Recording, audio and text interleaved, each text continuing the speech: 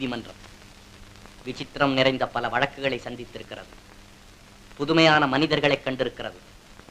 ஆனால் இந்த வழக்கு விசித்திரமும் அல்ல, வழக்காடும் நானும் புதுமையான மனிதன் அல்ல. வாழ்க்கை பாதையிலே சர்வ சாதாரணமாக தென்படக்கூடிய ஒரு ஜீவன் தான் நான். கோவிலிலே குழப்பம் விளைவித்தேன், பூசாரியை தாக்கினேன், குற்றம் சாட்டப்பட்டிருக்கிறேன். இப்படியெல்லாம் நீங்கள் எதிர்பார்ப்பீர்கள் நான் இதையெல்லாம் மறுக்கப் போகிறேன் என்று. இல்லை, நிச்சயமாக இல்லை.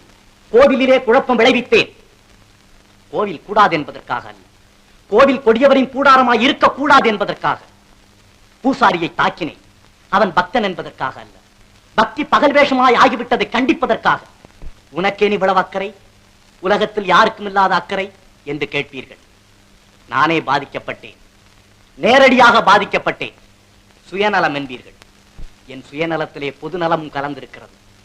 ஆகாரத்திற்காக அழுக்கை சாப்பிட்டு தடாகத்தை சுத்தப்படுத்துகிறதே மீன், அதை போல என்னை குற்றவாளி என்கிறார்களே.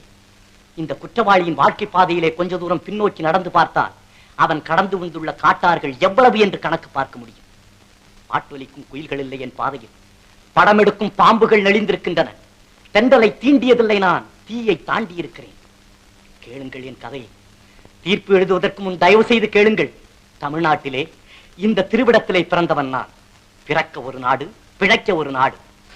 தமிழ்நாட்டின் தலையெழுத்துக்கு நான் விதிவிலக்கா?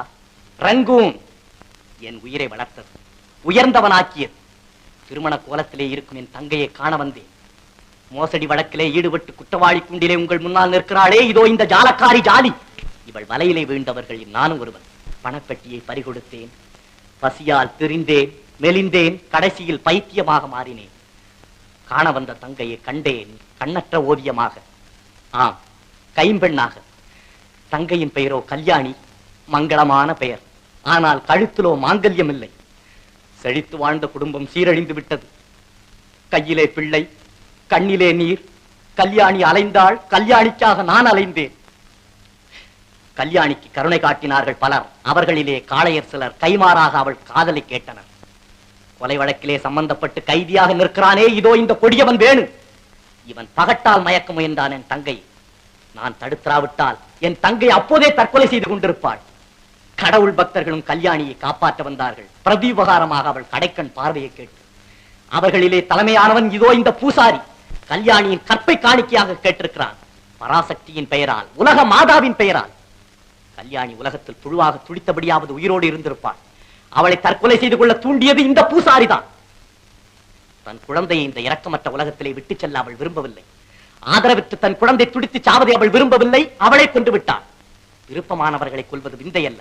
உலக உத்தமர் காந்தி, அகிம்சா மூர்த்தி, ஜீவகாருண்ய சீலர் அவரே நோயால் துடித்துக் கொண்டிருந்த கண்டுக்குட்டியை கொண்டுவிட சொல்லி இருக்கிறார். அது கஷ்டம் உருவதை காண சகிக்காமல் அதே முறையைத்தான் கையாண்டிருக்கிறாள் கல்யாணி. இது எப்படி குற்றமாகும்? வெளிநாட்டிலிருந்து திரும்பிய ஒரு தமிழனுக்கு வாழ வழி இல்லை. தமிழ்நாட்டிலே பிறந்த ஒரு பெண்ணுக்கு வாழ்வதற்கு பாதுகாப்பில்லை. என் தங்கை மட்டும் கொஞ்சம் விட்டுக் கொடுத்திருந்தான். கோடீஸ்வரன் வீட்டு பள்ளி அறையிலே ஒரு நாள், மானத்தை விலை கூறியிருந்தால் மாளிகை வாசியின் மடியிலே ஒரு நாள். இப்படி ஓட்டியிருக்கலாம் நாட்களை. இதைத்தானா இந்த நீதிமன்றம் விரும்புகிறது? பகட்டி என் தங்கையை விரட்டியது. பயந்து ஓடினாள். பணம் என் தங்கையை துரத்தியது. மீண்டு ஓடினாள். பக்தி என் தங்கையை பயமுறுத்தியது. ஓடினாள், ஓடினாள், வாழ்க்கையின் ஓரத்திற்கே ஓடினாள். அந்த ஓட்டத்தை தடுத்திருக்க வேண்டும், வாட்டத்தை போக்கியிருக்க வேண்டும் என்று சட்டத்தை நீட்டுவோம். செய்தார்களா? வாழ விட்டார்களா என் கல்யாணியை? குற்றவாளி யார் வழக்கிற்கோ வக்கீலாக மாறுகிறான். இல்லை, யார் வழக்குக்கும் இல்லை. அதுவும் என் வழக்கு தான், என் தங்கையின் வழக்கு. தங்கையின் மானத்தை அழிக்க எண்ணிய மாபாவிக்கு புத்தி புகட்ட அண்ணன் ஓடுவதிலே என்ன தவறு? கல்யாணி தற்கொலை செய்து கொள்ள முயன்றது ஒரு குற்றம், குழந்தையை கொன்றது ஒரு குற்றம், நான் பூசாரியை தாக்கியது ஒரு குற்றம். இத்தனை குற்றங்களுக்கும் காரணம் யார்? யார் யார் காரணம்? கல்யாணியை கஞ்சிக்கு வழி இல்லாதவளாக அலைய விட்டது யார் குற்றம்? விதியின் குற்றமா அல்லது விதியை சொல்லி வயிறு வளர்க்கு வீணர்கள் குற்றமா? பணம் பறிக்கும் கொள்ளை கூட்டத்தை வளர விட்டது யார் குற்றம்? பஞ்சத்தின் குற்றமா அல்லது பஞ்சத்தை மஞ்சத்திற்கு வரவழைத்த வஞ்சகர்களின் குற்றமா? கடவுள் பெயரால் காமலியிலே நடத்தும் போலி பூசாரிகளை நாட்டிலே நடமாட விட்டது யார் குற்றம்? கடவுளின் குற்றமா அல்லது கடவுள் பெயரை சொல்லி காலட்சேபம் நடத்தும் கயவர்கள் குற்றமா? இந்த குற்றங்கள் களையப்படுவரை குணசேகரங்களும் கல்யாணிகளும் குறைய போவதில்லை.